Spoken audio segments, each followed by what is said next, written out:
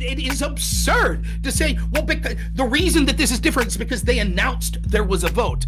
The idea of voting, whether or not something that you were specifically told is illegal, and you saying, well, we're going to vote on whether or not we should be allowed to break the law, is justification for breaking the law because you wanted the court to relook at it, is a joke. The funny thing, though, is that my position is consistent on this, but yours isn't. If you're going to justify Trump's fake slates of electors, yours is insanely hypocritical and inconsistent, where you're acting like that's okay, but this one isn't, when you know he's violating the law. There is no justification for it whatsoever, and it's not his prerogative, where it is her prerogative to vote on the thing that's being held in her fucking county.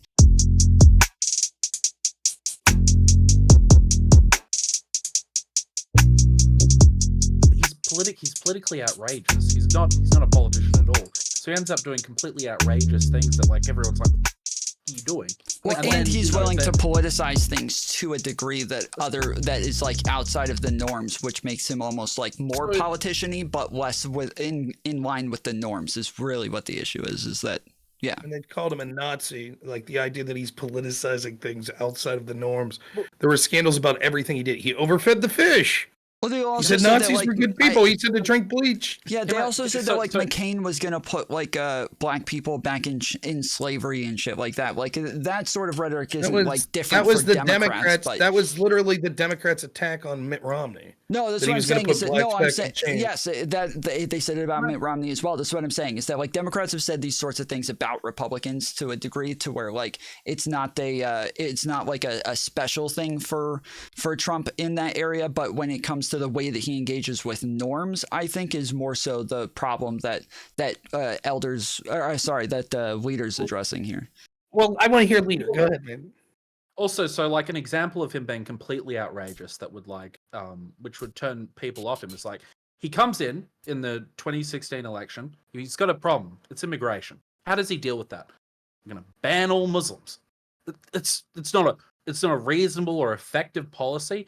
It's just really pandering to a side for a policy that's not really going to work. So it gets shut down, and suddenly, like, all the Democrats are like, this guy, he's like completely racist, and everyone's like, no, he's not. Do you see what I mean? That's like, it's outrageous at the point of contact. He's not a political person. Did he? Sorry, I have to ask this. Did he publicly say ban all Muslims, or is this one of the things? Ban. I mean, wait. Do a Muslim ban is what he said. Okay, well, because I'll even go further than what you're saying, because what you're saying, I'm not impressed with if it's just his ban that he had, because the actual policy that he put forth was not a Muslim ban. It was based on the countries that Barack Obama. That's what he's saying. He's saying the rhetoric that he uses when he says, I want to do a Muslim ban, is like the part that like everybody freaks out about. Did he say that publicly? Mm-hmm. Yes, I'm pretty sure he did. Yeah. I mean, like, to be fair, he said that, and then he like the countries he was banning was like a bunch of Muslim countries, and I'm one who's like for immigration reform. I just think that was a completely outrageous way to do it, and I don't know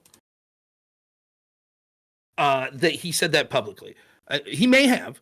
I don't know. I mean, come on. You said this before. You've said that Trump's like a man who he blurts out stuff a lot, stuff that maybe he doesn't mean. But if he did say that, and I'm pretty sure he did, and like he's like banning like a whole range of Muslim countries, which what the policy was, then the effective messaging is. Here, listen. The exact thing is, it says during his initial election campaign, Trump had proposed a temporary, conditional, and total and complete ban on Muslims entering the United States, and that's what the proposal was. But normally, when the way that Trump talks about like policies isn't actually like giving you the nuance on it. It's normally like a slogan and then saying, I'm going to do it the best, right? And so that's like most of what people get is like the kind of the generalities. Then obviously, yes, when he puts it in place, he's just banning like the 5 countries that have the most terrorists coming from them, and it's very different than what anybody would call a Muslim ban, but everybody called it a Muslim ban afterwards just because that was the rhetoric that he used in the beginning. And that probably is effective messaging to his base, right? So what I'll say is this, like, I think that oftentimes Trump this is the same sort of Chris. I see this shit all the time.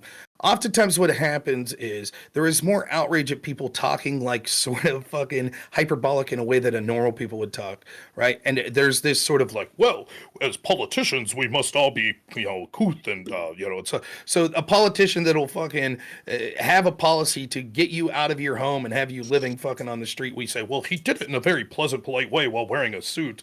But the guy that's just like, fuck these people, you're like, oh, you can't say, he said shithole country. Oh my God. That's outrageous. You can't say that shit, right? And so, like, first off, I would say Democrats say this shit all the time. It's just directing at groups that you don't give a shit. I could go litany of things talking about the problems with whiteness and fighting back against whiteness, and this particular group, law enforcement being racist, or this, Nazi encampments with ICE agents, and blah blah blah. So it's ironic. I don't disagree with you. Trump is a symptom, or he is a result of what we saw culturally and politically that was happening, getting further and further and more outrageous with the Democratic Party and the left. The rhetoric that they used, the idea that they had these bubbles, particularly in places that influence our culture so much, like the entertainment industry, the academic industry, it was getting worse and worse. Many people were calling it out. And so what happens is you fucking go for someone that's going to be that sledgehammer doing the same shit on the other side.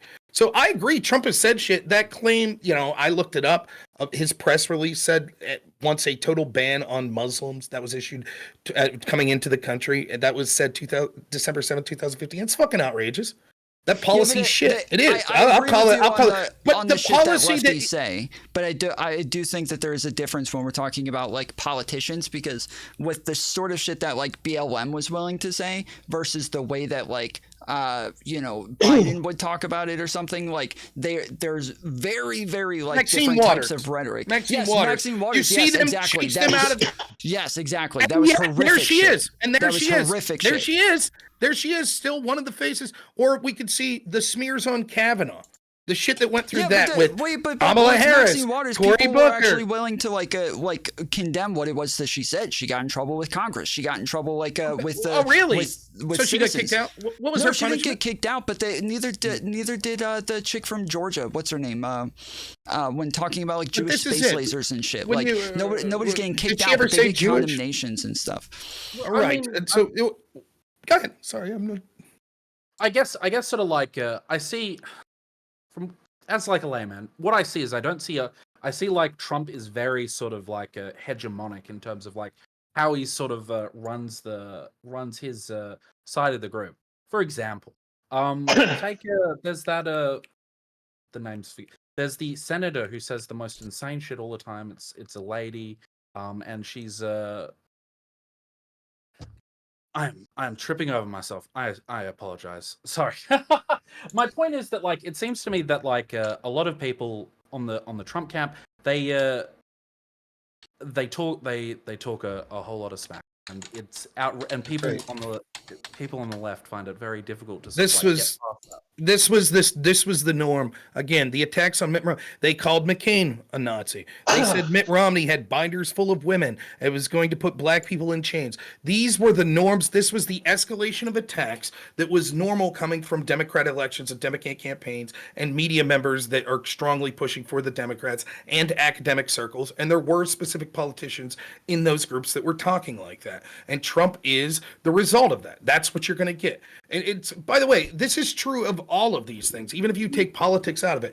When we had so much priority of racialization and identity politics with black Americans, it was inevitable that you're going to get the Richard Spencers.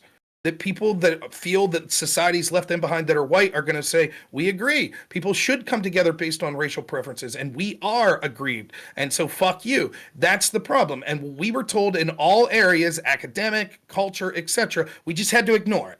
We just had to be like, well, and there were people on the left traditionally that are looking in specific areas of this, like Jonathan Haidt at Heterodox Academy, who's like blowing the whistle on this with academia. He's saying, holy fuck, do you see what's happening in academia? Do you see how radically left they're becoming? Do you see how they're censoring conservative positions?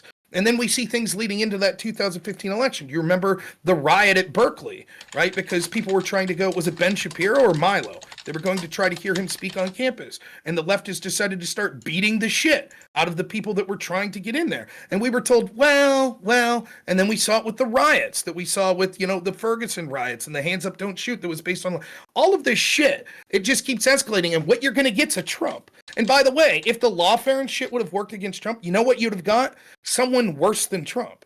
You would have got someone that was literally a Franco. You would have got someone that came in and said, I'm not even going to hide the fact. We're going to come in and we're going to use these fucking agencies and we're going to start rounding up our opponents like they're doing to us. Well, that's what's going to happen. And so the idea that there's no self-reflection, and I'll just finish with this point. Again, I don't particularly, it is not my particular cup of tea that we would have a president, which is such an important position, not just because of the policies that he can influence, but in many ways because of what he symbolizes. It's not my ideal preference that be someone who's fucking shooting off the cuff all the time. Maybe take a couple minutes and word your words a little more diplomatically. Sometimes the shooting off the cuff's okay, but saying shit like, yeah, we're gonna ban all Muslims, that's not good, right? But the problem is, that's less egregious to me, someone that talks like that, and then the policies that come out of it aren't really that egregious at all, versus the opposite. Versus we have people that talk smooth and talk very polite, and then you see that their policies are egregious and devastated to specifically targeting specific groups in horrible ways. To me, that's worse. I agree with you in like the things that you're saying are technically correct, but it is going to go back to like whether or not we're actually like condemning these sorts of things when we're talking about like, but again, Black Lives Matter, like fucking Hillary Clinton, Bernie Sanders, like O'Malley, all of these people were saying all lives matter and shit like that because they thought that some of the messaging was a little bit too rough and that there was condemnation of like a lot of the rhetoric that BLM was using, the rioting, shit like that. But when we're talking about, but like even when Hillary Clinton said bag of deplorables, she got a bunch of heat and had to apologize for it. Joe Biden says like they're garbage, and it turns out he's like, oh no, I wasn't talking about like the followers, I would never say that about them, I was talking about the comedian. And like it's very like different lines where when Trump says these things, it doesn't seem like the same condemnation comes, and instead we get people putting the fucking, they put it on t-shirts and hats and they're like, yeah, fuck yeah, let's go. But that's just it. It doesn't, but that's just it. If this election, if the 2024 election was just decided on, we see the record of Donald Trump from 2016 to 2020, and we see the record of Kamala Harris from 2020 to 2024, right? And okay, so you have to argue that the Biden administration is the Kamala administration. She summed that up nicely. I can't think of one thing I would have done differently. Great move, Kamala. That probably cost her the election, right? If it was just looking at the record, the Democrats lose, because regardless of why you think it's the case, you might think it's unfair, you might think people are uninformed. People felt specifically when it came to the border and economics and largely foreign policy, shit was better under Trump. That's what they felt. The problem was the attacks on Trump then were attacks on his character. But the problem is that's been the strategy against Trump ever since Trump ran. His character matters, though, and that's part of what we're saying. Let me finish. So 8 years after hearing about he says mean shit, no one really gives a fuck that he says mean shit. That's fair or unfair, but that's just the truth. And many times it was because they cried wolf. They said that he said shit so many times that he didn't, and then he did say shit sometimes that got called out, but we already got through it, that was baked into the cake. So, for example, you see the Democrats go all in on Tony Hinchcliffe telling a joke at Madison Square Garden. And they're like, oh. I was dead against that, to be fair. Well, you may have been. Yeah, that was the dumbest shit. I thought it was a big cringe as well, yeah. But certainly this was what Kamala's team was putting out. This is what many people in the media that were going for Democrats, this is what they were putting out. And in the total act of schadenfreude, a day later, Biden says Trump supporters are garbage. And but now they're in this enviable position. He did. He absolutely did. Your imaginary apostrophe is absolute bullshit. That's exactly what he said. He said the only garbage I see is Trump supporters. That's what he said. And you think there's an imaginary apostrophe. He said Trump's supporter. It was Trump's No, he didn't. supporter. It was plural. He said S. You're telling me there wasn't an S on that? You want to go back and listen to the clip? That's what you're claiming? There wasn't an S? Yeah, I'm saying I don't think there was an S, but I don't usually do this. Supporters. But I was editing this and I saw that I did say there was not an S there. Supporters. And I did want to correct myself. Rob is correct. I believe that there was an apostrophe S there. Supporters. Not that there was no S whatsoever. And just the other day, a speaker at his rally called Puerto Rico a floating island of garbage. Well, let me tell you something. The only garbage I see floating out there is his supporters. His demonization is seen as unconscionable, and it's un-American. It's totally contrary to everything we've done, everything we've been. I don't want to act like I'm correcting this. I'll take the L there. I was wrong. But I do want to say that I believe Biden was trying to say that Tony Hinchcliffe's jokes are garbage. He's not talking about Trump's entire movement. He's only talking about Tony Hinchcliffe and his jokes about Latino people. And so he's saying that his jokes are garbage, because he even continues after saying garbage to continue talking about the way that he talked about Latino people. The only garbage I see floating out there is his supporters. His demonization is seen as unconscionable. So it seems pretty clear he's saying Tony Hinchcliffe's jokes are garbage. It doesn't matter either way, because the point that he's making is that it is the norms that people are upset about. And when you're saying, yeah, but you guys keep complaining about it, and after a while we just don't care, that is the point, is that yes, that's not the point. The point is when you do that, when you say, when the Democratic Party's like Tony Hinchcliffe, and most people are like, what? This is a fucking stand-up comedian. This connects to Trump. This connects to the Republican. How's that go? No, this is Puerto Ricans. Do you hear what he's doing? Blah, blah, blah. And then a day later, the leader of the Democratic Party, the current leader, the president, Joe Biden, says Trump supporters are garbage. And then people go, aha, see? That's even worse. And Democrats are like, oh, no. What it does is it makes it a wash. People don't give a fuck then what Trump says when you hear Democrats that are saying just as stupid shit. Yes, so now they're going to be let's look at the policies. It goes back to what I said a minute ago, where I'm talking about the fact that people do get condemned when they do these things. When Hillary Clinton does come back and apologize for saying bag of deplorables. When Joe Biden does not stand by those comments. And even if you want to say... You're not listening to me. Wait. Just let me say. Even if you think he said that, he doesn't stand by it. And when he comes back and says, no, I wouldn't say that.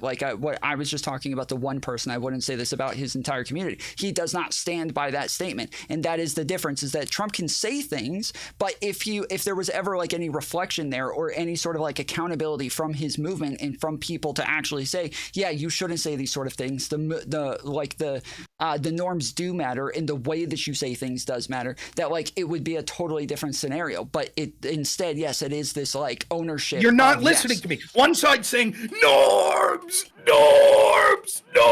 The way he talks is so bad, and the other side's like, we don't really give a shit. So then when the other side does that, we say, okay, motherfucker, look what you just did. And you go, oh, well, why are they held to a higher standard? They're held to a higher standard because what I'm telling you is what ends up happening for the people that are undecided, or the people that are inspired to go out to vote, is as follows. You've shouted to the sky for 9 years about no. And the way Trump talks, can't apologize, defend and they take it back, and they are held accountable, and he isn't. Again, listen, maybe you'll learn something, Tom. Listen, the Democrats, Kamala Harris's team specifically, and you couldn't defend the policies of Kamala Harris. So you had to rely on norms. Trump's bad for norms. The way he talks is bad. And then you say, your side says dumb fucking shit that's even worse. And then people say, what about that? That's why there's a focus. That's why they have to say, oh, let me correct myself. They're not saying it because they believe it. They don't give a fuck. They'll talk all the shit they can, as is evidence pre-2016, when they're talking about binders of women with Mitt Romney and putting black people in chains. They only give a shit when it starts to harm them politically. Then they, just like they didn't give a shit about the border. So now they're forced to say, oh, well, actually, Biden's going to clarify. Their side holds them accountable politically, and the other side doesn't. There is no accountability, as is evidenced by you. As is evidenced by you putting an invisible, erasing an S that was on Biden's team. What accountability is there when even people like you are still making excuses after the fact for what we all heard Joe Biden say? How's that accountable? I just said, even if he said it, he doesn't stand by it. And that's what matters, is that he is not standing there saying, yes, I stand by them all being garbage. That's literally all that matters, because he is being held accountable, and he is not going to stand there and hold on to that statement like Donald Trump. Did Tony Hinchcliffe clarify that he didn't give it, he wasn't disparaging Puerto Ricans? Yes. And did Kamala's team still say that that was somehow representative of Trump and Republicans? Yeah, yes. Even after Tony Hinchcliffe clarified? Oh, yes, so you mean there was accountability for Tony Hinchcliffe? Trump's team did say, we don't like stand by the things that he said. We didn't know that he was going to say those things. They did say that. But Kamala's team said, oh, you've been held accountable, so we're okay with that. That's what they said, right? No, I'm saying that. I'm saying that, yes, it is good that his team came out and said those things, and it is good that they did back off those statements. You said that doesn't happen. You said that the Democrats are held accountable, but not the Republicans. Oh, my goodness. Now the Republicans are being forced to apologize, in effect, for something that none of them said, but a comedian.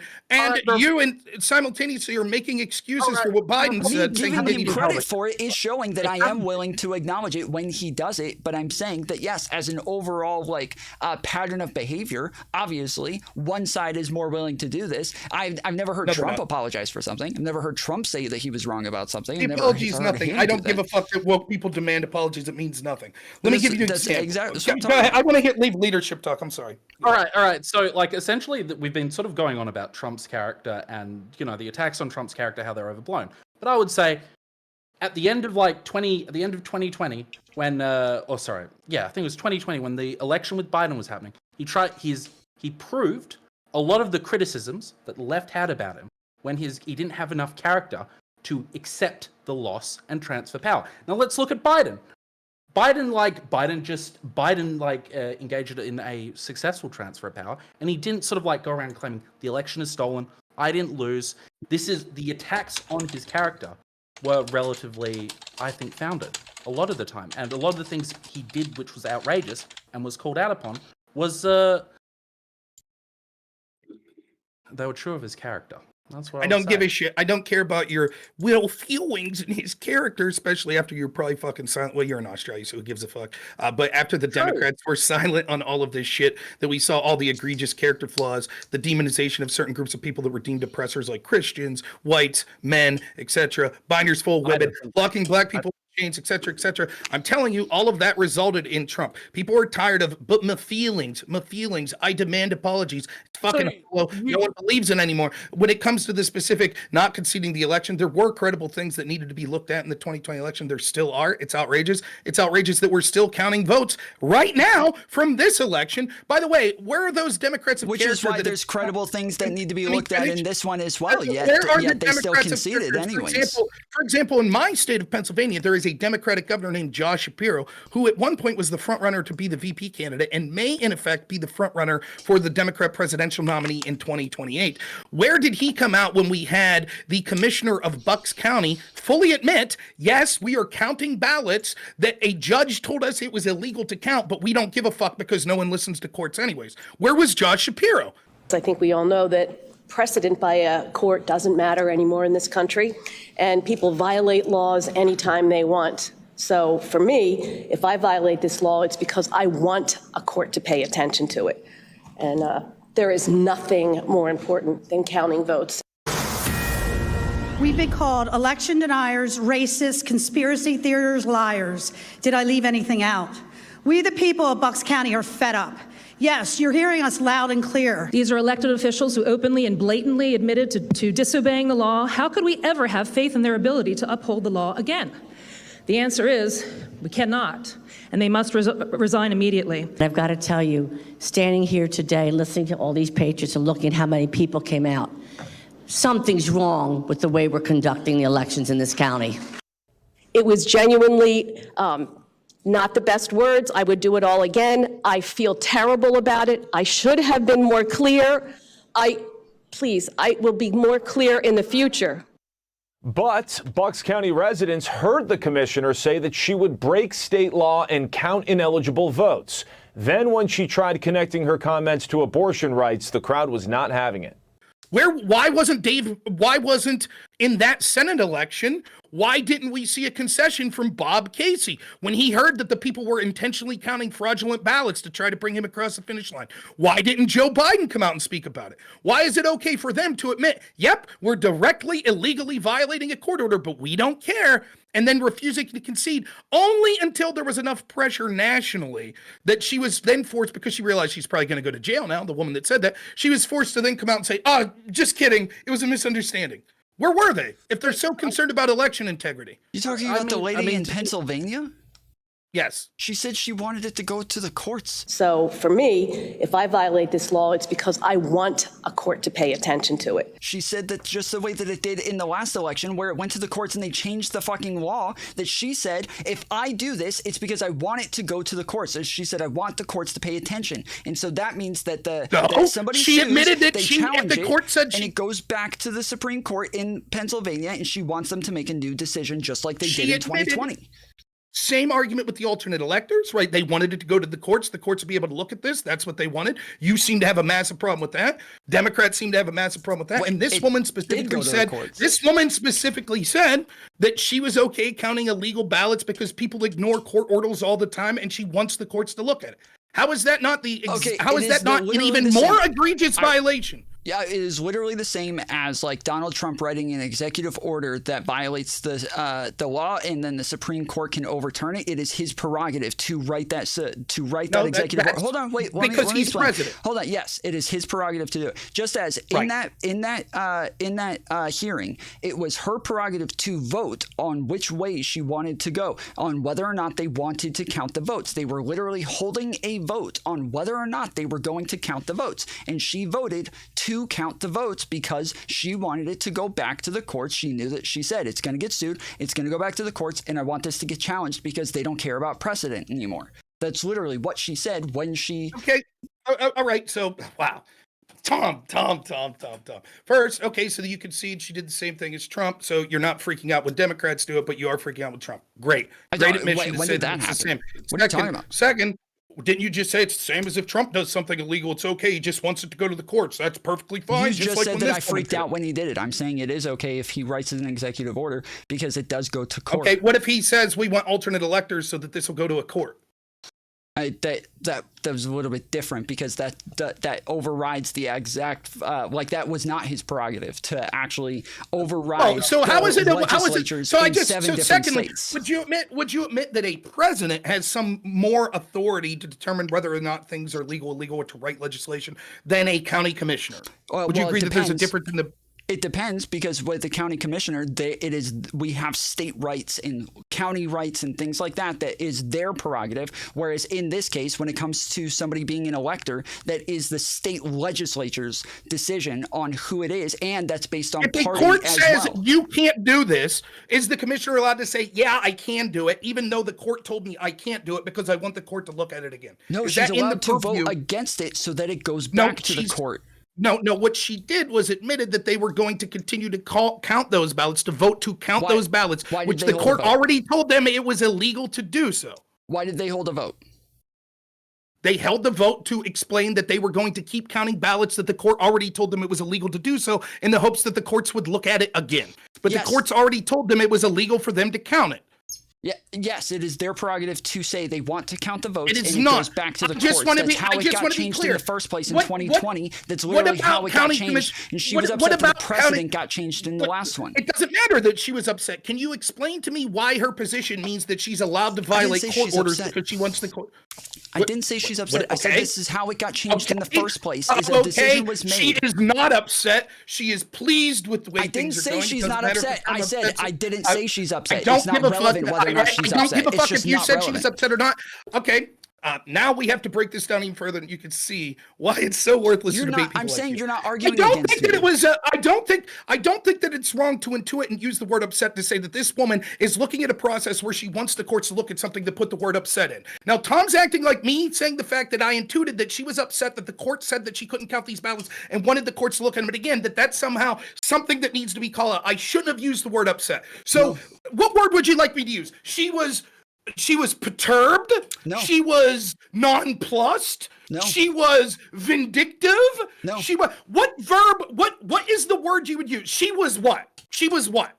Go ahead. What word would you put there? Well, when you're saying Tom is saying No. Just give me the word. Give me the word. None. There is no word. The entire argument is nonsensical because I didn't say any of those things, and it's irrelevant to my entire argument. My argument is about the law. You're talking about whether or not she has a right to be upset. I don't give a fuck about that. I'm talking about the law, the way that this works. That's not what I was talking about. You misunderstood. I wasn't talking about whether or not she has a right to be upset. Let me clarify. Everyone has a right to be upset about anything, anytime they want. Has nothing to do with what's going on. It's a red herring that you're making an asinine argument and you're trying to deflect to that because you know you can't defend the position you have. The argument I'm making is this: regardless of what she feels, can you show me what in her position title gives her the right to ignore court orders because she has a belief, and so therefore she does not have to follow what a court said she did because she wants to intentionally violate it, so the court has to go. What about her? Can you point to me in her description of her elected office where she has the right to do that?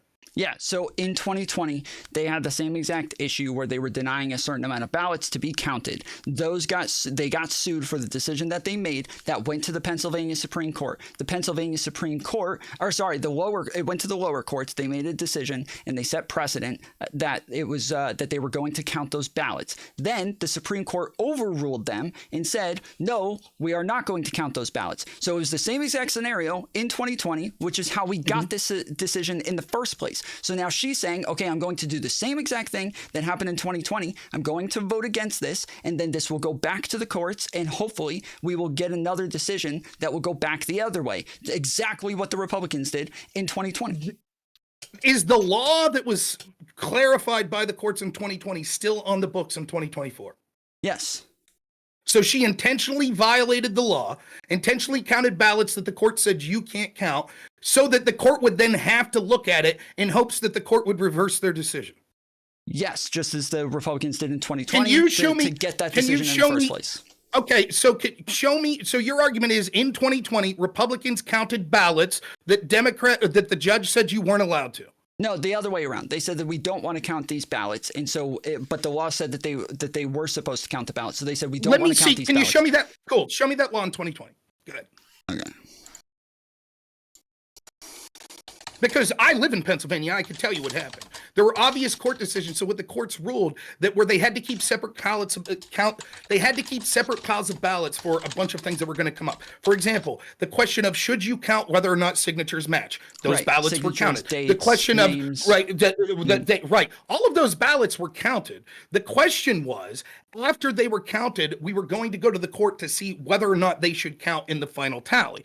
But it wasn't that they were counting ballots that the court had already said, no, you can't count.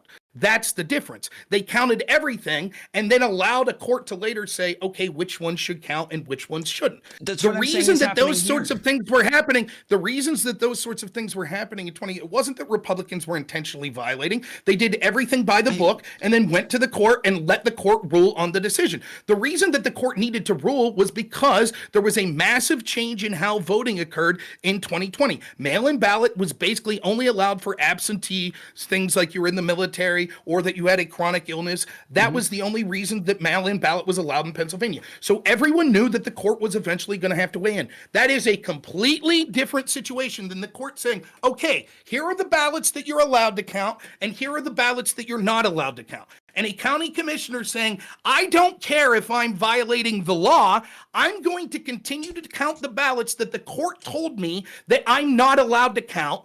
I don't give a shit because people violate court orders all the time. Okay. That is blatantly breaking the law. And the idea that you say that somehow...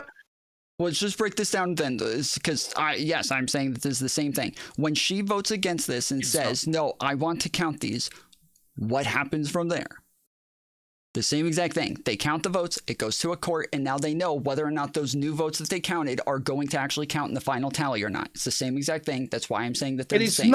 It is not the same thing. Intentionally violating the order because you want the court to relook at something isn't the same thing. Why do you have... And by the way, you can't give any differentiation why the alternate electors of Trump would be any different than this. By the way, they wanted the courts to look at it again.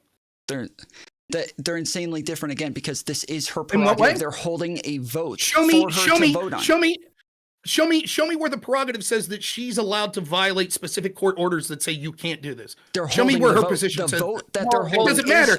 So if Trump would have said, "Hey, I'm holding a vote on alternate electors," you'd say, "Oh, okay. Well, because they're holding a vote on this now." No, because it is on the county commissioners to decide what they do with their own fucking elections. Whereas for Trump, it is not on him ever to choose his own electors. It is not. Ever. That is absolute bullshit. First off, there's more of a reason for politicians to be allowed to suggest using whatever electors they want. That's not a blatant violation of the law. There's no law that says that you can't suggest that you want a slate of electors. But there are laws that say in the state choose them based on the party that matter. won. He was not the party that won. He was not the state legislature.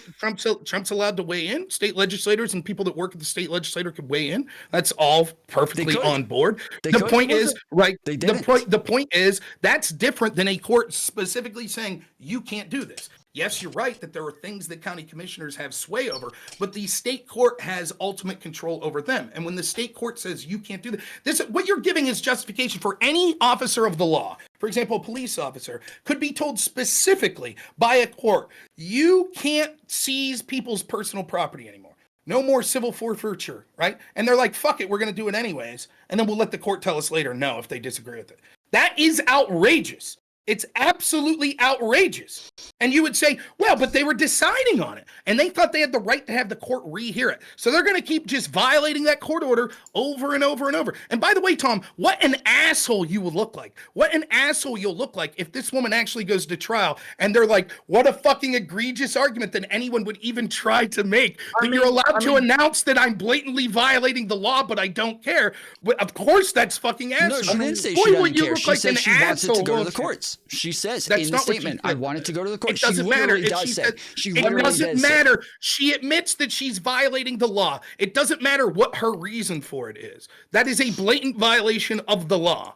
Okay, it is different from the... If I say, for example, I'm robbing you, imagine this. I say, I'm robbing you. I'm a state legislator, and we're going to vote on sort of whether or not certain things should be a crime. So, Tom, I'm robbing you at gunpoint right now because I want this to go to court. Yeah, I get it. And you'd say, well, then that's not a violation of the law because you're doing it. You're doing it because you want the court to look at it. And then when the court says, yeah, you can't arm rob him, I would say, oh, fair enough. So the difference in one is that when you talk about the state legislatures, you're saying that the state legislatures could have gone along with him, but they didn't. So it's not a good argument to say they could have said, yeah, we're going to go along with what it is that you want for your slates of electors, but they didn't. So that argument is totally invalid because they didn't do that, which still makes it illegal. Then two, yes, they have the vote. She's allowed to make her vote and make her decision on what it is that she wants. And she literally said in the statement, I want this to go to the courts.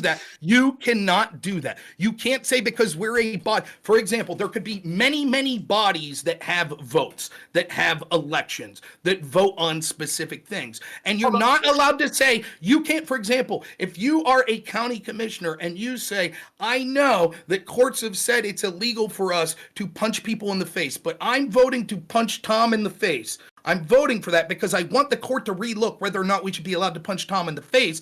It is absurd to say, well, because the reason that this is different is because they announced there was a vote.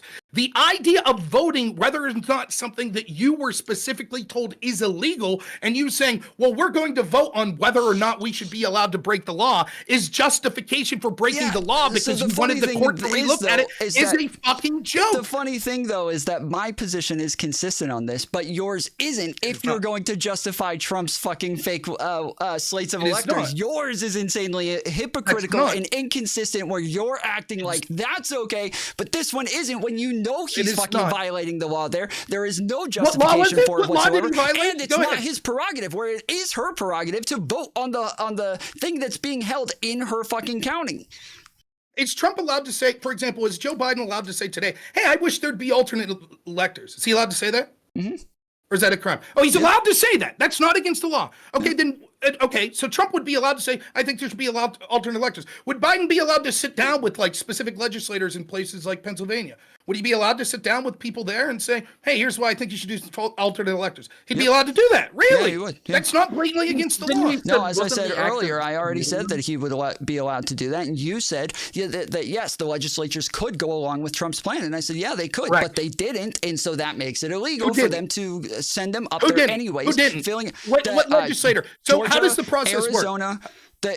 Go ahead. How does the process work? So the entire legislator has to vote on that? No, it's just the party. The party of the candidate who Where won. does it say that? Where does it say that? Where does it say that? In the, Point me to the law. It says the party of the candidate that they have to unanimously agree? Do they have to have a vote? What if 51% agree? Different states do it Can you differently. point me to the law? Different states have point to me the different law. legislatures. Point to me the law. Which state do you want? Georgia? Arizona. Let's do Georgia. Sure. Point to me the law. Go ahead.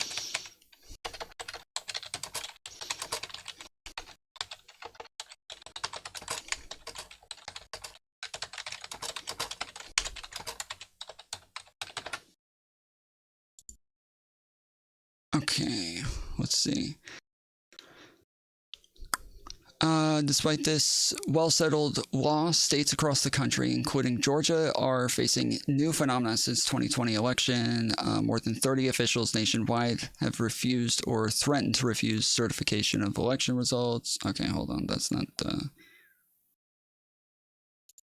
Georgia's role in Electoral College. Okay, here we go.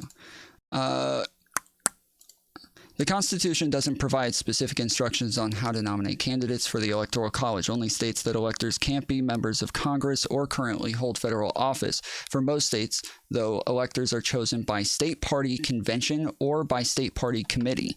Electors are usually nominated because they are loyal and dedicated members of the party.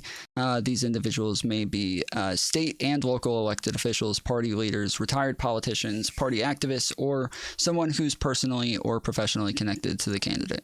So yeah, it's the parties of the side that wins.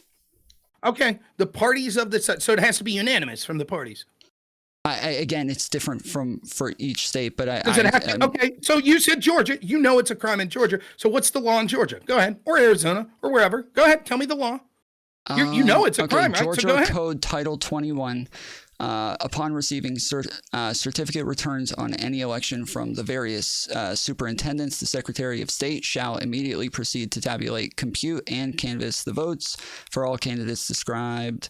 Subparagraph, the Secretary of State shall also, upon receiving certified returns, presidential electors proceed to tabulate, compute, and canvass the votes cast for each slate of presidential electors and shall immediately lay them before the governor, not later than 5 p.m. So it is the Secretary of State who gives the slate of electors to the governor.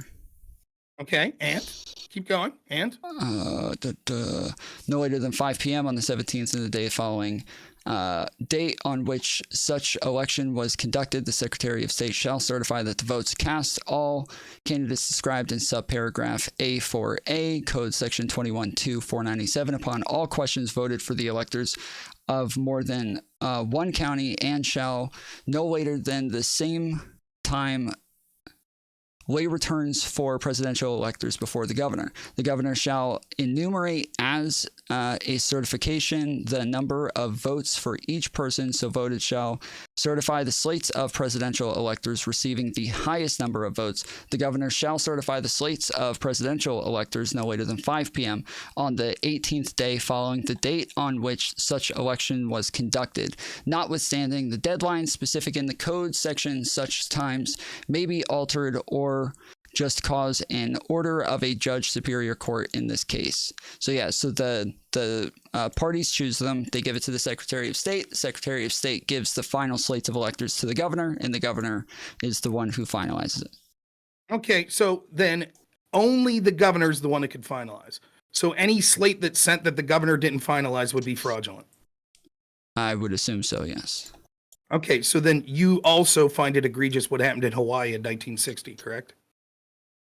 No, the governor did go along with that. No, he didn't. He certified one slate of electors. It was the Republican slate. That means when the Democrat was sent to this is for Georgia. I don't know what they did in Hawaii, but the parties did go along with it in Hawaii. The issue is this: the federal law, there's no problem. I could gather fucking 15 people and say we're the slate of electors for Pennsylvania. That shouldn't be against the law. It is obvious to the people that get that. Mike Pence, who those are delivered to, knows who the official slate is. I could say we're the official slate because we think there was cheating. There's no harm in that, in the fact that in order for fraud to occur, you need there to be significant harm. For example, if I say something that's untruthful, but it doesn't impact a situation, like, oh, in the context of me running for office, I'm the greatest home run hitter that ever existed, and I've won awards to prove it, that might be bullshit, but we wouldn't consider that fraud. So the idea that they wanted to submit electorate, it has nothing to do with there's some special thing that says that the entire party has to vote one way or another. Now, the real problem you're getting fraud if I get a thing that says Babe Ruth used this bat in the fucking All-Star game, and I put it on eBay, and they find out before it's ever sold that this is a fake certificate, I can still get in trouble for the potential fraud that I had there. That's not analogous. It's not analogous because we're talking about the fact that it was clear. It would be like if you said that and it was literally a fucking Pokemon card with a bat drawn on it. People would be like, this isn't really fraud because it's so fucking obvious that it's not true that we're not going to put this through fraud. And so the argument is, right, the real problem that you have isn't, how do state legislators put forth the slate of electors? It's that however the process is done, inevitably the governor certifies, and then that is the certified slate. Any slate that's not that is illegitimate. It doesn't matter if that slate was completely decided on by the losing party or it was decided on by 1/4 of the legislators from that losing party. They would all be fraudulent, according to you. The Georgia Attorney General, that's incorrect. No, and this was fraudulent, and that them pretending to be duly elected officials of the state is fraudulent in and of itself. Just putting then it would have been fraudulent. It would have been fraudulent. It would have been fraudulent in Hawaii. Hawaii also has a similar law that says the only legitimate slate is the slate that the governor certifies. That is the actual slate of electors. But that was after slate of electors that was already decided for them to do this. It doesn't matter what Congress decides. It doesn't. The only official slate is the one that the governor signs. The governor signed one slate of electors. The Democrats decided to send the slate that wasn't certified by the governors and wrote in that slate that they were the official duly elected electors, even though that wasn't true, because in precursor to being duly elected electors was that the governor had to sign off on it. He did not. I don't believe that that's the case. I see absolutely. Okay, then prove it. You know. Wait. I have to prove that. First, there okay. Would have so to you be want like me to look at the Hawaii? You want me to look at the Hawaii? Okay. So then I will bring it and we'll see what they said. Because I'm fairly certain I went over this before, and that this was decided on from Congress, is that they were doing the investigation. They sent it back to the Senate saying that they needed a recount in Hawaii, and then what happened? This was the situation that happened. There are federal laws that say that the electors have to be in the hands of the vice president by a certain time. You agree with that, right? Yes. So the worry was what was going on was because there was a close election in Hawaii and there was already a recount that had been announced, that the problem would be if they were concerned they were concerned that the recount would take longer than the time frame for when they had to have that slate of electors in. So what was decided was the governor would send the slate of electors of the duly elected electors, which were the Republicans. For both parties, yeah. Under the auspice, no, not under both parties. Well, they already sent one for the first one. They already did the first one, and then they had to have a second one for the other party. Let me just in case finish. The other person You're won, right? misunderstanding the situation. Maybe you're understanding, but you're wording it in an awkward way. So what happened was they had the official slate of electors of the party that had won at that point. And they were like, what they would have wanted to do is not send any until the recount was done. But they were worried our slate won't be counted because the law says this slate has to be in by a certain time. So what the Democrats decided to do was, well, we're worried if they only send the Republican slate and then the recount comes in our favor, that they'll say, we're sorry, there's nothing we could do because the way the law is written. Your slate had to be in by this time, and unfortunately, your legal challenge didn't end until after that time. Therefore, there is nothing we could do. Even though the recount shows that Democrats won, at the time that the electors must be counted and must be received, the Republicans were the ones that were declared the victors. It's too late. So what was decided was, because of those time frame issues, and there were going to be legal challenges that occurred, the Democrats also would send a slate of electors. No one called those fraudulent. Everybody understood, oh, this is because they're putting this in as a placeholder because they're worried that there will be significant legal challenges that could change the result of this. And if this placeholder is not there, there is a legal argument to be had. Even if the election challenge goes our way, there's nothing that could be done because that slate wasn't there. That is exactly what's happening with Trump's slate of electors. They're saying the governors that sent that, right? It was no governors sent like an. It doesn't matter. It doesn't. Well, there were members of the legislature. So a defined government. So I said the governors weren't the one who sent it, right? I believe correct. Trump did go and he talked to like the governor didn't send it in Hawaii. The Democrat Party did. The governor certified a slate of electors. Yes, the governor certified a slate of electors of the Republican Party. The Democrats were not. Both? He could. What's that? Did he certify both? No. That's what he did, right?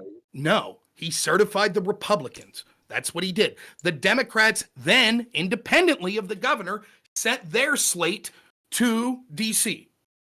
Then what happened was it ended up being for naught because before the actual time frame deadline, but the reason they did that was they were worried. We're not going to have this done, the recount done by the end of the deadline. Yeah, so the recount ended up getting done. Let me finish. The recount did end up getting done, right? And so then the governor uncertified the Republicans and certified the Democrats. Yes. But at the point that the Democrats sent that slate of electors, they would have been considered fraudulent by the very people that are saying that Trump's slates of electors were fraudulent.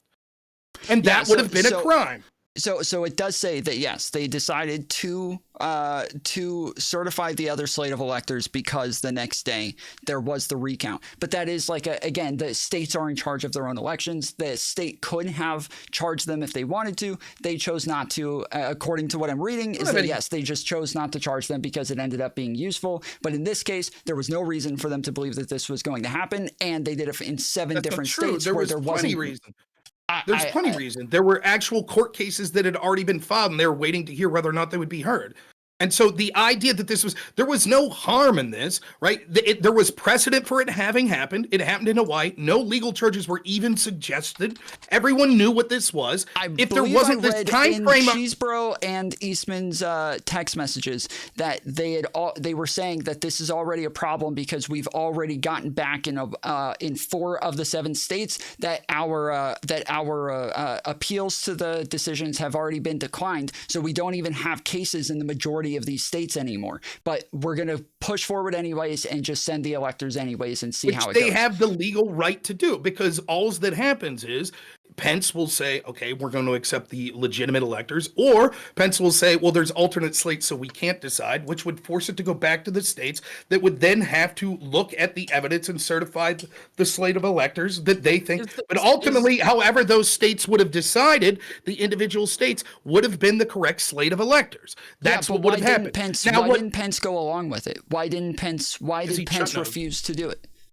He shouldn't have. It was a bad legal strategy. Well, it wasn't just a bad legal strategy, but it was not. They wanted him to upend the process to give more time for there to be. It's not upending the process for more time. If you think that there are court cases that you want to have heard, and there are things that you want to have heard, but you're worried about this time frame issue. That's the problem. They wanted it. So this is what would have happened. Had Pence wasn't going to say yes. Had Pence said yes, it would have went back to the states. The states would have said, look, dude, we looked at this and we don't see the evidence. But the states did that beforehand as well. They already talked to the states. We have the recording of them talking to the AG in Georgia and him saying, dude, we already did this. It's already too late. they felt that they had a legal right to hear this stuff heard. They felt that much of it was dismissed on things like standing, and so it would have been more of a standing if now there were alternate slates of electors, which would have gave standing to the second slate of electors. They thought that that would have been the case. And so they wanted to have these challenges heard. If Pence would have said yes, what's likely to have happened was it would have went back to the states. The states overwhelmingly, if there wasn't evidence, would have said, yeah, there's nothing we could do. There's not evidence. If the states decided they were going to say, yeah, we do see evidence, and then there would have been a hubbub, it would have went to the Supreme Court. The Supreme Court would have said, you have to put up or shut up. If you don't see evidence, then the Supreme Court would have said, no, we're ruling that the original slate of electors is the appropriate slate. It would have delayed the process probably 2 weeks to a month, and that was a more legal theory than a court blatantly saying you can't count these ballots, and you saying fuck that. I disagree with this court order, so I will violate the order, which you're perfectly acceptable with. Is that this is a process that somebody can use to fuck up the entire electoral process, regardless of whether or not they actually think that there's a chance of them actually winning a case, and especially in this case when there aren't even pending cases in the majority of the states. This is somebody just fucking with the process, trying to get their shit in so that they can somehow like manage, because from what I understand, he wanted other senators to challenge a bunch of these states as well, to then try to get other things in as well that would hopefully get him a win in the end. And so yes, they were trying their best to actually take the presidency, not just challenge things and get more time. You might say that someone could use this to monkey with shit. Yes, but that's not how the law works. There are plenty of laws and plenty of lawsuits that could be brought, etc., that people could take advantage of, but it doesn't mean that it's illegal. That is how the Eastman memos work, and like when we're looking at the exact like intent in what it is that they're trying to do in many of the circumstances. They have plan A, B, C, D, and all this shit. Right. Like, they're trying to get what they see. By the way, just as a brief aside, what if we would find out? What if we actually investigate and it turns out that there was fraud in Georgia? What would you say then? There was fraud in Georgia. What if we look and we find out that actually the 2020 election, there was enough fraud that was committed that actually Trump should have won it? Then what would you say? Well, I would say that there would, if that was the case, then I would think that it was totally legitimate. But the problem in this case is that, like in Hawaii, they had enough electors close enough to where this was actually like a totally necessary process. Whereas in this case, even if Trump won Georgia, he still wasn't anywhere close to winning. Even if he won Arizona, he still wasn't anywhere close to winning. Even if he like added Nevada, still wasn't anywhere close to winning. And so it didn't matter if he got a couple of these, he wasn't going to get all fucking 7 that he needed to. Well, how do you know? He didn't need 7; he needed 3. Just to be clear, so like Eastman's first memo to Trump says at the end. So he basically says that, Pence will like throw out this. It will sort of say there's dual. He'll get Arizona. He announced that he has multiple slates of electors. He's going to defer decision until finishing the other states. That would be the first break at the procedure set out at the Act. At the end, he announces that because the ongoing dispute in 7 states, there are no electors that can be deemed validly appointed in those states. That means the total number of electors appointed, the language of the 12th Amendment is 454. The reading of the 12th Amendment has also been advanced by Harvard law professor Lauren Tribe. A majority of electors' appointment, therefore, would be 228. Therefore, at this point, 232 votes for Trump, 222 votes for Biden. Pence gavels by President Trump as re-elected. So just to be clear, the advice given to Trump at the time wasn't advice to to pursue the orderly alternate slates of electors so that he could challenge these cases in court. It was so that Trump could win. That is some of the advice his lawyers were given. So he was given many scenarios of what could happen. That's absolutely true. It is perfectly reasonable for people to talk to their attorney to find things that could be beneficial to them. It is absolutely clear, even by what you read there, that they are proposing a legal strategy that ultimately would have to be resolved by the courts. That is different than doing things like fraudulently creating ballots or something like that to steal. That's not what was going on. This was a legal strategy. You might not like that legal strategy. You might think that legal strategy would have been terrible for the country. I happen to agree. I think what would have happened was this quite evident that it would have ended up at the Supreme Court. And if there was unable to have proof that there was fraud or reasons that the laws were broken in these specific countries or in specific states, that Joe Biden would have won. That's what would have happened. It would have been a legal theory. That is less egregious than a court. You are allowed to pursue your legal rights, even if it would be bad for the country. That's completely different. It doesn't make it illegal, and that's completely different. That's completely different. I just want to be clear, and then you'll get that you all, I don't know about you, but Tom is defending literally a court saying you can't count these ballots. A commissioner saying, if this violates the law, I don't care. I want the court to look at it. And he says that's totally legitimate. Yeah, so that's exactly where I'm trying to go back to this, is that, like, in the Hawaii scenario, the Democratic legislature actually picked those slates of electors, and so that was actually like a legitimate part of their process, is actually them, the Democratic legislatures picked Show me that has anything to do with whether or not this is legal or not. You've already conceded that the only hold on. That's not what I'm saying. I'm saying that this is actually part of the process, is that if the Democrat won in Hawaii, it would be the Democrat legislature that chooses the electors. In this case, in all of these states, it was none of their legislatures. It literally, there's emails from Eastman that zero legislator? Yes, in the email from Eastman, he says none of the 7 state legislatures have responded to us, and so they got their own electors in all of these cases. Now, Pennsylvania, I believe, said that it was okay and that they weren't upset about it and that it's not illegal, and so they're gonna let it go. But other states obviously have said, no, this is not part of the process. The Republican legislatures in these states did not choose these electors, so this is not only like even if this was the case, maybe we would at least have to have the Republican legislatures be part of the process of choosing the slates of electors, but they weren't in this case. So that's their prerogative to choose the slates of electors. In this case, this is this woman's prerogative to vote on the thing that is up for them to vote on. It is not a prerogative for a person when the court says you can't do this to say I'm going to do that because I want the court to relook at it. That is not the prerogative of any official. Okay. Show me an example. Show me where the law says that. Go ahead. It doesn't say that. It says that they are in charge of their own elections, and the state has a different law. But as she said, that differs from precedent. The Supreme Court overruled the precedent that already existed for those to count. And as you said, they did it in the middle of 2020, where that was a very special case with all of the mail-in ballots. But in this year, there weren't all those mail-in ballots. This was not that special case, and so she wanted it to go back to the precedent that stood before 2020, where they didn't have this ruling.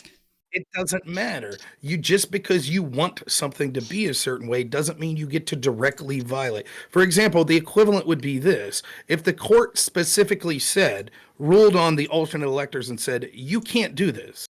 You can't have these alternate electors. And then Trump said, yeah, we're going to do it anyways. Now you have a legitimate case because Trump is directly, and especially if he came out and said, I don't care if this is violating the law. I want the court to relook at it. I'll guarantee you and every Democrat would have been like, holy shit. But when a Democrat does it, all of a sudden you're like, oh, well, it's her prerogative to want the courts to relook at this. And so she's allowed to directly violate a court order. And she's allowed to do so even admitting, I know this is violating the order. That's insane. If she would have made an argument like, oh, I misinterpreted the order, I didn't realize it was a violation, maybe she has a legal defense then. Because it's like, well, the order was vague enough or she didn't understand it and she just wanted to be certain so that, she knew the courts would settle it. But when you're blatantly saying, I know this is violating the court order, I just don't give a shit, that's clearly breaking the law. I hope she's prosecuted, and I'll look forward to you defending her. If she's prosecuted, I really hope she is. She seems to be back. Why is she backtracking so much? Why isn't she out there saying, absolutely, I said that and it's perfectly legitimate. I have well within my right. Why isn't she saying that? Why is she saying, oh no, I was misunderstood? Why is she saying that? Because it is what it is that you're saying here. That the way that you guys are framing this is as if she was trying to secretly count these votes and then they were going to break the law and just submit these votes that are totally against the law and they're not allowed to count, and she wanted to get away with counting them. But that's not It's clearly not what she wanted to do because she says in the sentence, it doesn't matter what your motivation for breaking the law is. I know. But you're saying you keep framing it as though she is trying to get these votes counted against the law, which is not what she's trying to do. She is trying to get the law changed to where they would be counted legally. Did she know it was against the law to count these votes? Yes. Now, can you engage with what I just said? Was she trying to count them? Was she trying to get them counted despite that? No, not despite that. No, that's she wanted to go back to the courts. Then why would you count them? So when they're literally counting them, she's not trying to count them? Not despite that, she wants to go back to the courts and then No. My question is, I don't care about her motivations. I made it very specific. You just said despite that. You just said no. I don't care about despite. I'm saying her motivations are irrelevant. I'm asking you the question: did she want to count the votes, even though the law said she couldn't? She did not want it counted in the final tally against the law. No, that's not the question I asked. I didn't ask whether or not she wanted them to count. If you're just saying if they wanted them to count them, yes, she wanted them to count them. So yes. she knew the court said you can't count them, but she wanted to count them. Well, when we're saying count them, okay, they're allowed to count them if they want. They're not allowed to have them in the final tally. No, that's they're what not. Matters. That's what I'm talking about. So I want to talk about the final tally. She's not trying to get it in the final tally. Her motivation is irrelevant. By the way, you have no idea what her mindset was to say. So is your interpretation really here that she actually didn't want Bob Casey to win? She didn't want these votes to count? It was just all an exercise in sort of, I actually don't want these to count. I don't. Well, you just asked me why she is backing off the rhetoric and why she's saying she was misunderstood. This is about the fucking intent. But as soon as I start answering this, you say the intent doesn't matter. So I don't know what we're even talking about at this point. No, the intent, if your argument is that she was like, of course I could say I'm violating the law, but that's because I want them to relook at the law. If that was her explanation, why is she backtracking from that now? Why isn't she saying that? Why is instead she saying, oh no, I wasn't saying that I actually thought it was a violation of a law. I was misinterpreted. Why would she have to say that? You're saying it's perfectly legal for an elected official to say, yes, I am intending to violate this law. I'm intending to do that. You're saying that's perfectly reasonable. As long as your reasoning is, that's not what she's saying. She is saying that is the misinterpretation. That is the misinterpretation that she is not trying to count them against the law, that she's trying to count them and then have it go to the Supreme Court to where they can decide to allow it in the final tally. But people are making it sound like she's just going to put it in the final tally and fuck the law. And she's saying that's not what I'm saying. So I just want to be clear. You're now admitting that you're saying that her statement is, yes, I clearly said that I knew it was a violation of law, and I did know it was a violation of law. The misinterpretation part that I'm saying is the reason I had for violating the law. That's what you're saying? That's what her statement means?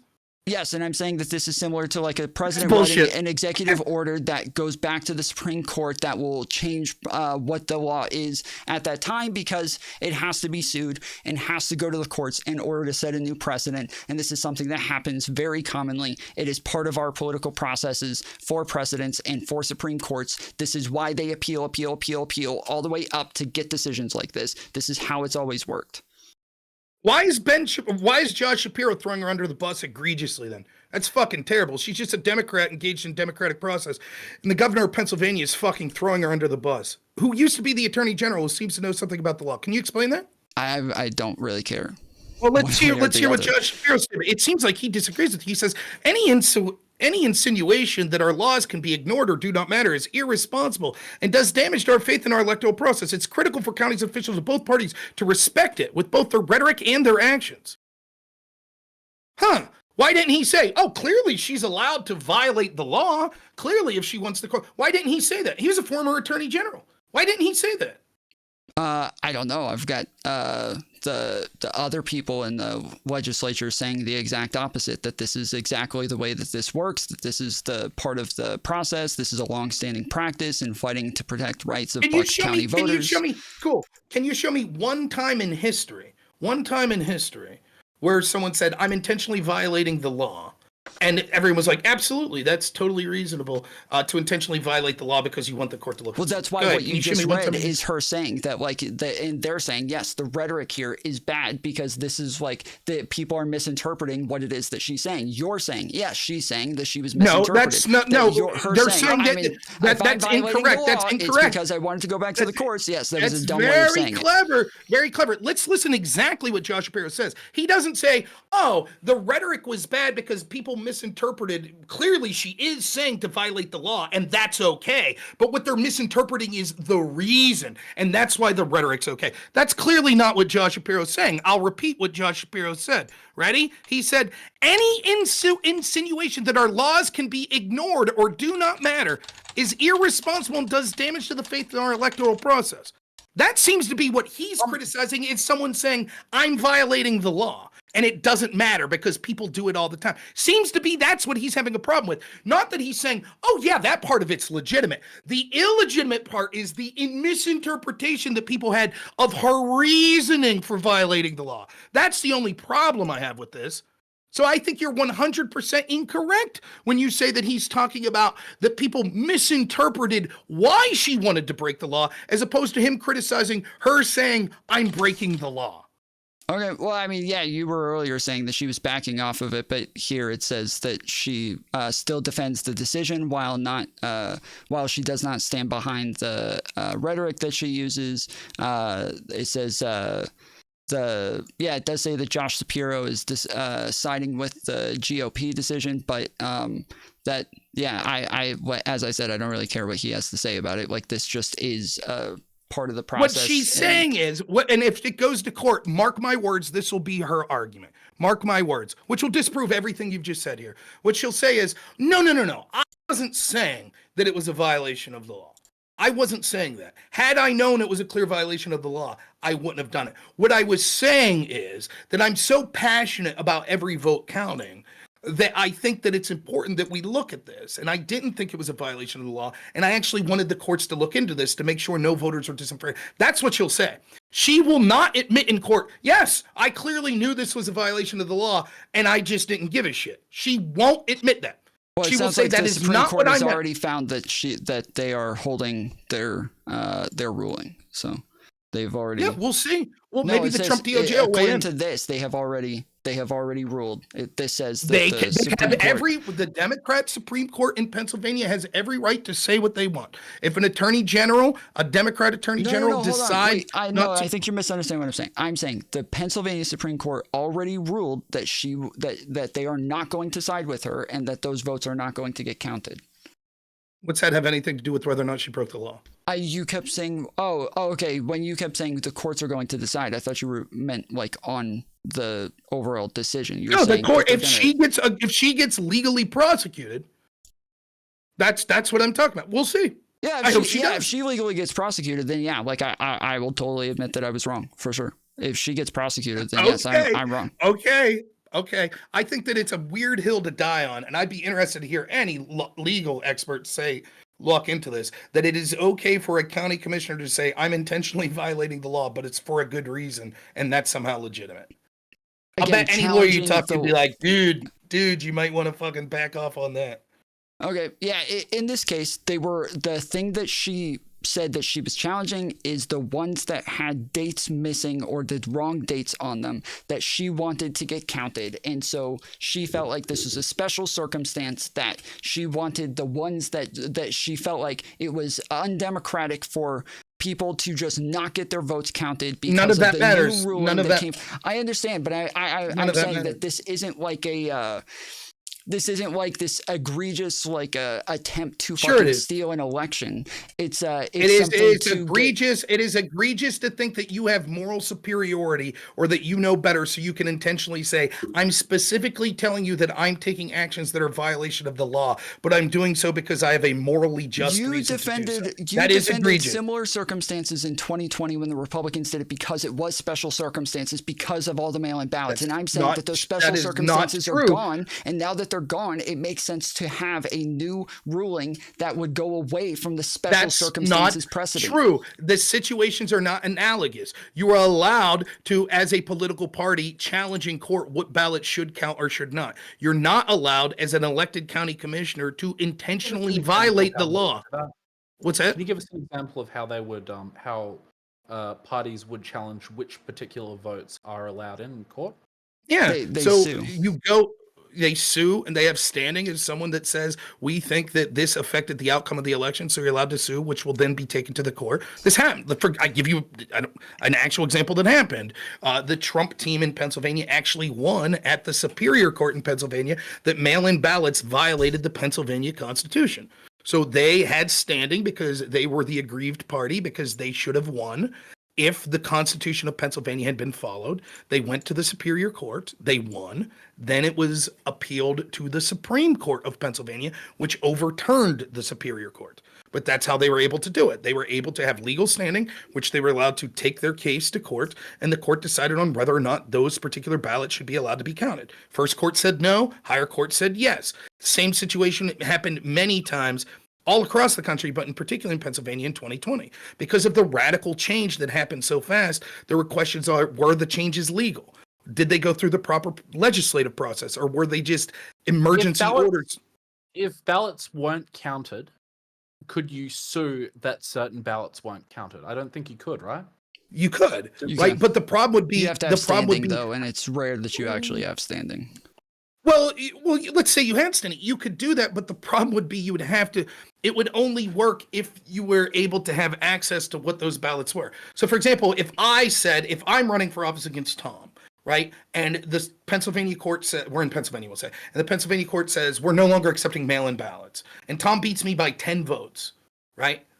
And I'm like, well, fuck, I would have won the mail-in ballots, right? There were a big pile of them, but they just took all those mail-in ballots and threw them right in the fucking trash because we don't accept them.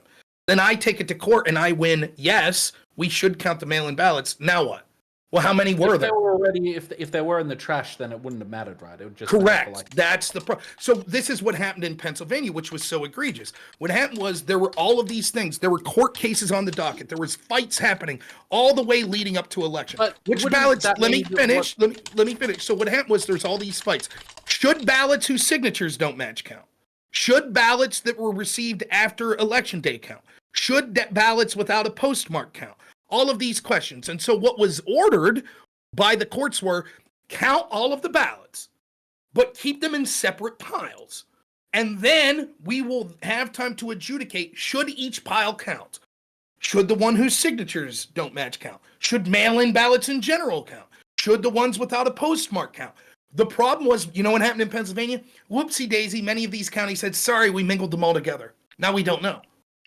So the ballots part of it for me, the big difference for me, and especially in this case, is that it is based on the reasonability. When we're talking about if she, and this is the example that I gave in other arguments about this as well, is if she wanted to get illegal aliens to vote, where they said this is an unregistered voter, they don't even have a ID, looks like it's an illegal alien, and she's like, no, I want these people's votes to be counted, I'm challenging this so it can go to the fucking courts. Well, I really wouldn't give a fuck what you want from that point, because that's just an unreasonable thing that is undemocratic, that should never be allowed, and that would just be fucking absurd. But when we're talking about most states are going to give you a provisional ballot for something like a date being written wrong or missing a date or something like that, they all give provisional ballots for you to fix these things. And in this scenario, they just weren't able to because of the 2020 decision, that it made sense that they would want those to be counted or be given provisional ballots so that they can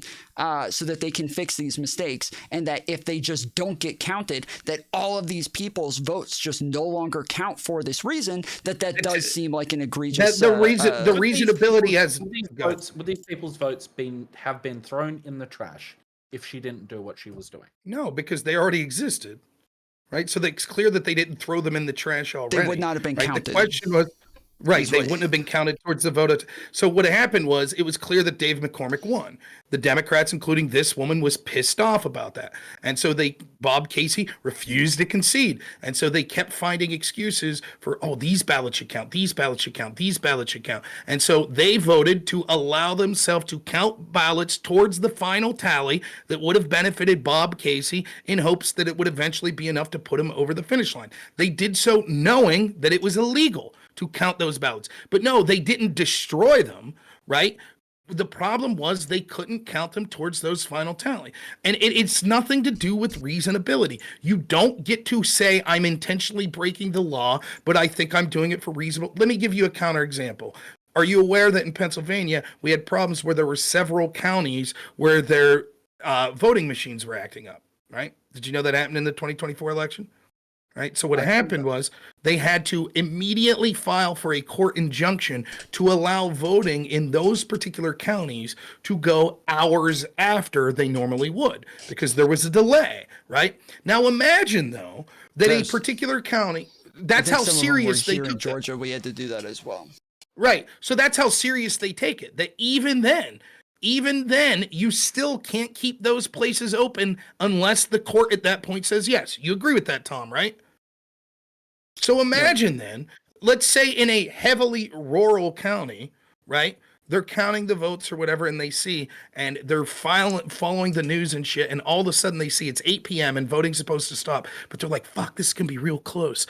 Everybody get out and get as many people as you can and bring them in here now. We'll keep this fucking place open until 1 a.m. They allowed to do that? The law says no. The law says, but you would say, but that's reasonable. Why wouldn't you want these votes to count?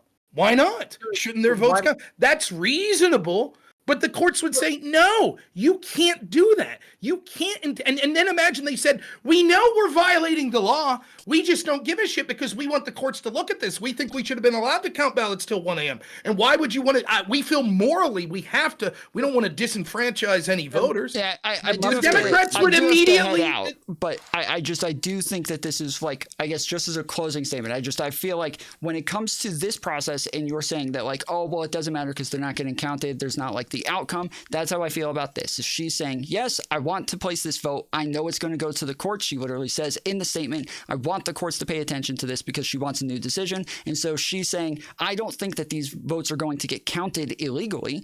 I just want to vote this way to hope that the Supreme Court will make a new decision to where these can get counted legally. Whereas in the case with Donald Trump, they literally have a point with the fucking what they call the Pence card, where they are hoping he can just choose different slates of electors and that they can just hopefully get away with Donald Trump winning an election in a totally like different process to where it doesn't like the intent there is to have an outcome that is totally illegal and outside the bounds of the law. And so that it just does still seem like insanely hypocritical to defend one and not the other. It seems hypocritical to when we have two situations. One is a court specifically says you can't do this is illegal, and someone says I know this is illegal but I'm still going to do it, and you defend it because you say, well, the intent is to have the courts look at it, but you've spent years probably saying Trump should be disqualified because he went to go through a legal process to have a legal challenge to look in things, and he didn't blatantly say I'm intentionally violating the law. And it seems that they did operate within the auspices of the law, as precedent seems to suggest with the Hawaii Elector situation.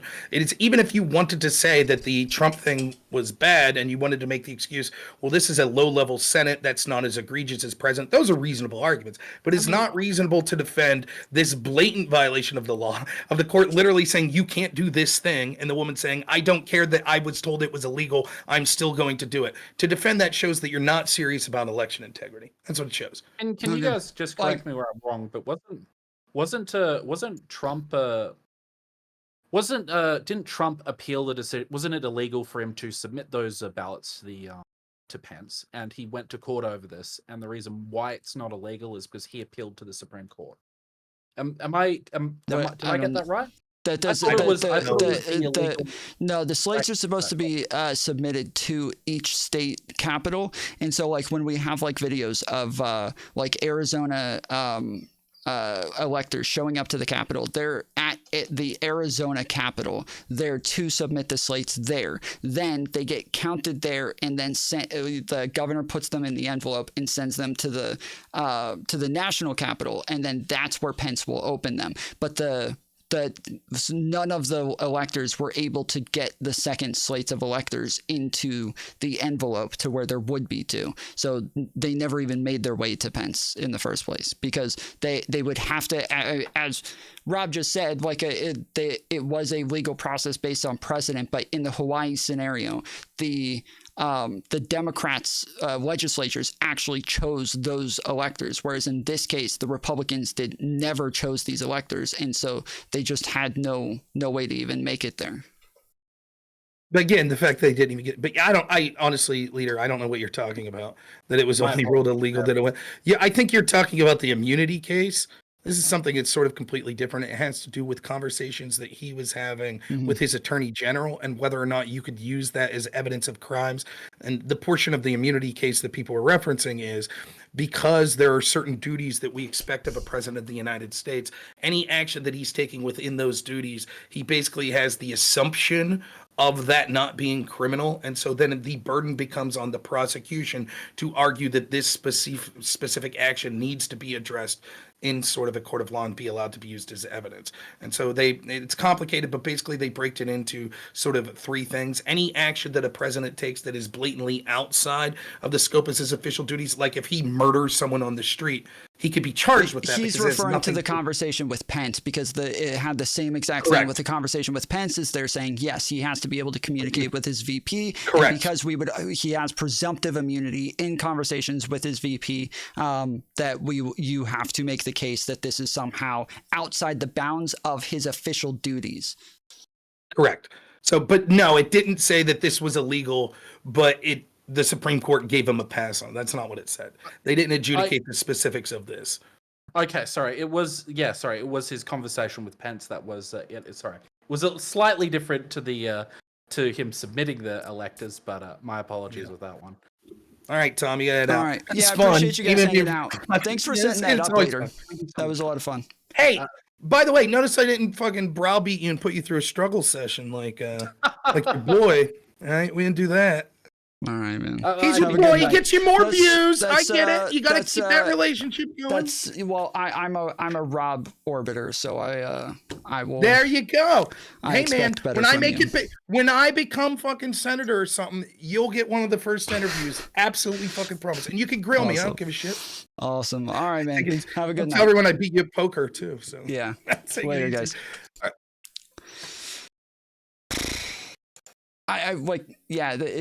This is every argument with him. It's so frustrating that like every time he starts talking, everything that he says is just like doesn't address any of my arguments. Doesn't like there's like a bunch of different things in there that are just untrue. Even in his last closing statement, he's talking about the fact that like and as we went over, the precedent was already set with Hawaii, so everything that Trump's team did was completely legal. It's like, bro, we literally just went over this. It was not legal. We literally just went over it step by step by step by step. The Democratic legislature approved the slates of electors in Hawaii. The Republican legislatures did not approve them in any of the states. It was very clear. I think Allie sent me the email right here where we literally have like the email from John Eastman, who has been disbarred for this. 4 of Trump's lawyers have already pled guilty and agreed to testify against him on this. Like, it's just there's no way that you can act like these are similar. But yeah, it says right here, electors did in 7 states, but unless those electors get a certificate from their state legislatures, they will be dead on arrival. So they can't get, they're saying we can't get the legislatures in these states to actually give them slates for them to fill out. They don't have the official slates because the Republican legislatures won't go along with our plan.